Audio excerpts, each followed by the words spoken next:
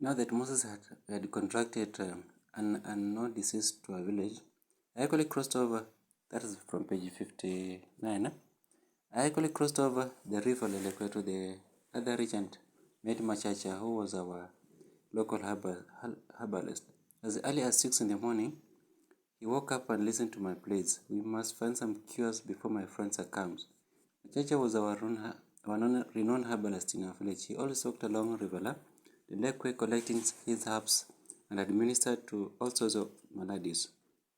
After an elaborate description of the disease my friend was actually undergoing, a young toddler who was actually on the bed sleeping jumped to his feet and pronounced the kind of description he ought to be administered. And was he? The boy shouted to make his wordings understood. Boaz, son of Machasho, had not even washed his face. After listening to my tales from his beddings, though asleep, his ears grasped all the detailed wordings from my lips.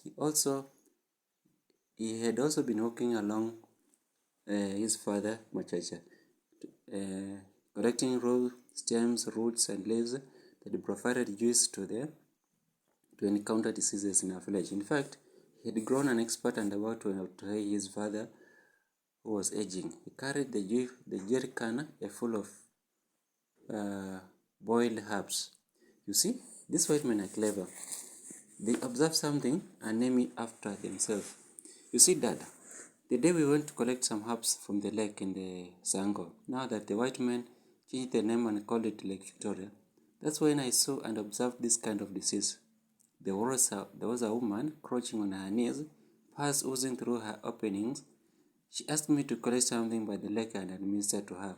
The following day, I found her healed, walked upright, and gave me more tips to deal with such situations. I'm sorry, Father, that I had never revealed and showed you my research earlier before. You see, the day we had recognized in the lake, that's when I had found the invention. Boaz had few explanations to make over his medical research, an invention he actually found from the lake to deal with such kind of the diseases from the lake. Anyango actually went back home carrying my blood. Something Neleka would have become mad if she knew that I had cooked in another pot else from her. Nalieka liked my games and I also gave her exactly the same way she had demanded. She spoke many thanks whenever she had her that rounds. I also enjoyed especially when she had calmed and closed her eyes and struck her waist, listened to the angels that rang in her mind. Maybe she also felt the heaven worship songs in her mind. All of you guys are uncircumcised, just like boys in the lake. When I'm going to meet a real man, well circumcised to handle my strength, I will accept him for marriage. Otherwise, I'm going back home and dump you because boys, you guys around here are lazy. Such was the last word she actually bade farewell to me. Anyango. She spoke. She had already packed her belongings and ready to go back to her region. Precisely, she came from Alego, Usoga. Such words actually demeaned my ego and brought down my pride. Words that pierced my heart, yet the season had beckoned at the corner. You know how August was just a few months away, and such was the month for the circumcisions. I picked up my bracelets, wore on my 2 hands, that was a 2 metal clips, chinyimba, and a whistle in my lips, and began practicing overnight in preparation for the August ritual. Moses cowered and stood by far as he watched me overnight doing the practices, rounded with young boys and girls chanting circumcision songs. Though his many girlfriends mocked him and requested to know when he would also be converted to manhood. Such was the transition from being a boy to adulthood. He cowered and watched helpless at a distance, sometimes also joined joined up the team and danced with the cheering squad. Never thought of himself to be a candidate. He actually organized the Basinde team. Fanatic of the so-called circumcision songs, they choreographed and made relations that was sweet to the ears of our age mates. Brenda led her band. She had a nice, lovely song. Nanjalila fuyanji, aha, nanjalila fuyanji, aha. Chini chini hano mwana kwa munda, uyeye hano mwana kwa munda. Balimbili, hano mwana kwa munda. A soloist to the small crowd that ran round and round, circulating me all round, as I drummed up the metal bracelets. Elizabeth, my sweet sister, such a fanatic to any music, whether gospel or secular, sang along the new tunes of Basinde. Already she was a rumba nostalgia. Dressed in a Gideon boots, she tuned them from one voice to another, ranged from the alto, tenor, bass to baritones, raised her pitch to soprano, and occasionally dressed on men's shoes, and with a pretense produced a male voice, a deep voice that shook young girls to their nerves. She would get hold of her fellow young girls and command them with broken voice to kneel down or lay, or as she wanted to lay on them, to lay on the ground. She commanded them to lay on the ground as they positioned for the man in quote to sleep on her. Flat on the ground, undressed and ready for what all men did with women, she would demand them to do something on the floor, as the man would if one resisted her command.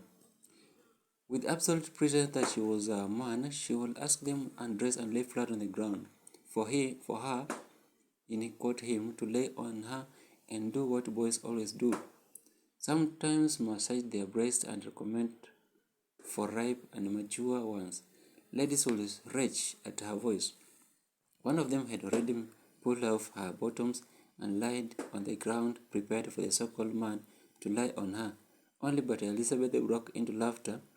Tears rolled down her cheek as she observed what her fellow women antagonized as she laid ready for sex. She was ready and desperate for a man to perform something. Brenda had freezed to the command of Elizabeth.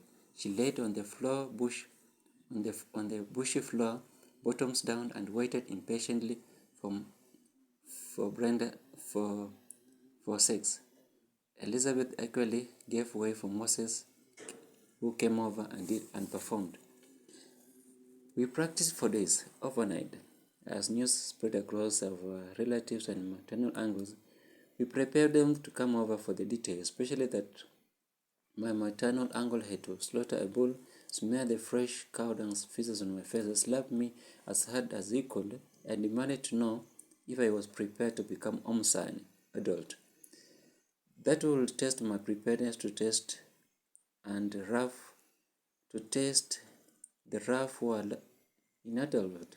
He will dress me up on a raw bull meat, lichoni, that signifies my readiness to face the knife. That's how circumcision ritual had been so demanding. So I could cross the whole village chanting and hitting chinyimba. The whole village became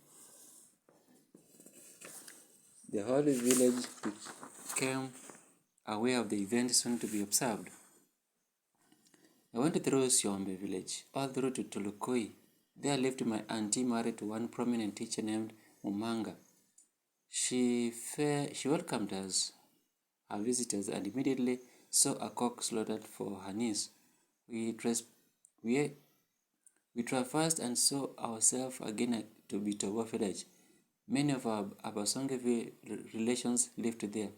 My father to another grandfather also welcomed us. Mutulile lived in that village, Silila market. He also slaughtered another cock for us. All through to Napara, Nakalila, Nahuana, Tabala, and Lukui grounds, we stayed there and notified our enthusiastic fans of the event. Several cows never lived to see the next day. They were slaughtered or just flee and lost in the forest. Upon my arrival, several of them actually died. Maybe I caused such situation, but it was a custom in our community upon arrival of any important visitor for a cock to die. On the D-Day, Moses also jumped into the water. I had walked naked all the way to the river Lelekwe very early in the wee hours of the morning, naked like a baby born and wrapped by the bare hands of her mother.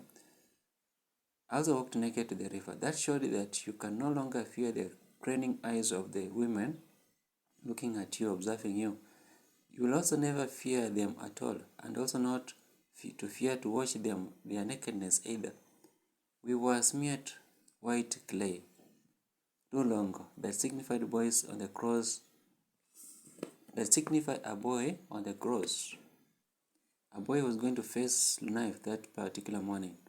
Once you've been smeared, you cannot run away from the elder's grip and also from the circumciser, ready prepared with his knife. Moses accompanied me to the stage at Yangi. We both actually faced the same knife altogether simultaneously that particular day. The guy, our elder within our youth age, said, who was already circumcised, actually led in the song that broke us back home. Oi, oi, oi, oi, oi, oi, how, how. Again, boys, girls, and women escorted us there, responding the same. Such was a sacred song for a very serious occasion, such as circumcision, or war, or faced with a dangerous animal, or a fight with a danger animal like a lion. What made fun of all the episodes is how Naliaka got overwhelmed with every stage of my circumcision ritual. She participated in all the night dances. She also led in the soloist song as we went to the river. Brenda also took breath and helped Naliaka to sing. She followed us to the river and led the way as we walked back home. She was in the forefront of everything, only gave space to the circumciser to work on my thing, and perhaps space for my auntie to pass to the first celebration song after the circumciser whistled to let people know that he was done. As the owner of the homestead, my mother would break in the first celebration song. My auntie, also my mother, had the responsibilities of the very first song before Naliaka came up again with more songs of the celebration for the second birth. Initiation from childhood to adulthood. Brenda observed very keenly while Moses' turn came. As the circumcised worked on him, she observed with mere appreciation. He was being worked on, something good being prepared for her. She also smirked for her favorite song, perhaps rejoicing over the beauty of new pleasantries ahead of her, that something good had been prepared for her. She would later enjoy it, after Moses healed his wound. Just imagine the pain we had to persevere without anesthesia or any medical of the sort, and sterilized scissors or painkillers, and somebody plays on your skin as though nothing.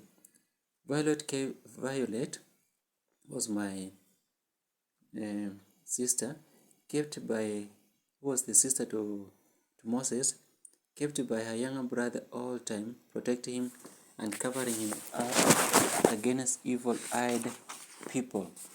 She handled Moses like her own baby. What her sisters loved to the gentleman.